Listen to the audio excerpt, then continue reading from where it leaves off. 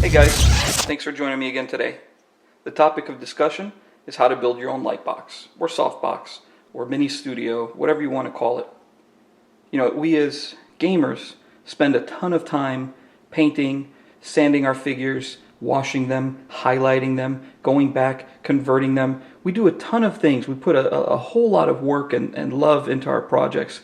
And some of us want to share them with the rest of the world on YouTube, or maybe some of us want to sell our work and put something up on eBay so that you can move on to your next project. Well, I'm going to show you how to make your own light box, and the results that you're going to get are a lot similar to this.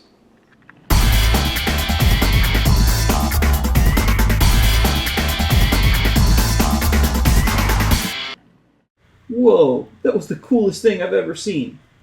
Alright, so maybe it wasn't the coolest thing I've ever seen, but the light box that I used to make that video is the basis for the light box that I'm going to teach you to make today, so that you can have one at home and get the same, if not similar, results for yourself. Now let's go over a materials list. Here what I have are some of the materials laid out. You're going to need 12 PVC pipes, ideally cut to the same length, maybe 12 to 14 inches long. And you're going to need some 3-way PVC elbows. This one happens to be a 4-way, but really what you need is a 3-way. Again, I just happen to have this stuff at home. Now, you're going to have to get yourself some muslin fabric to cover your box. The muslin fabric would be ideal in maybe 3 to 4 yards. Should be plenty for our purposes here, and should be plenty for what you're doing at home. Okay, so you've got the parts. Congratulations. Now, you just have to assemble the frame. So here's what you're going to do. You're going to line up the PVC pipes, and you're going to line up the corners just like this. See that? They go right in. And you're not going to want to use any glue. And that's going to allow for easy setup, and it's going to allow for easy takedown and easy storage as well. It's not rocket science, guys. So I've sped up the film, and you can appreciate that it comes together, and you can trust me that it's not difficult. I promise. Once you do that, you want to get it righted. You want to make sure that everything is solid, so that you can start to use your softbox. Okay, so we're almost ready. It's time to cover the frame. You'll notice me taking off the PVC pipe, and you'll notice that I'm able to thread it through because I had my wife hem the fabric for me. So if you have a sewing machine at home, or you have somebody that's handy like that, then you can definitely do that, and I highly recommend it. If you don't have that available, and again, it doesn't even have to be perfect. I mean, if you'll notice, if you look in the back, it's not 100% straight, but that's not what we're going for. The purpose of this is to just attach it to the frame of the box. You don't want to set your model down and then have the fabric fall right through. Okay, so you can use Velcro, you can use pins, you can use paper clips, whatever you want to get it done. Okay, and you also want to make sure that there's a very nice gentle swoop. See that? Just like that. Nice and gentle, because if you have a nice soft break, then the light is going to be diffused properly. You also want to make sure to remove any little bits and particles of dust and just little yucky things.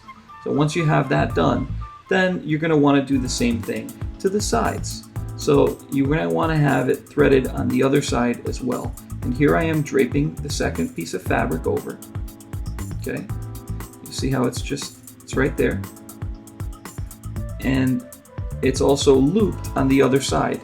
If you can see in the back corner, it's looped. I'm not going to thread it through for purposes of this video. I just want you to understand, yes, we can do it, and yes, it's there, and that way it'll be secure. So when it comes time to film, you're going to have no problems whatsoever. And again, very, very smooth. Another thing you want to make sure that you do is you're going to want to have the fabric ironed.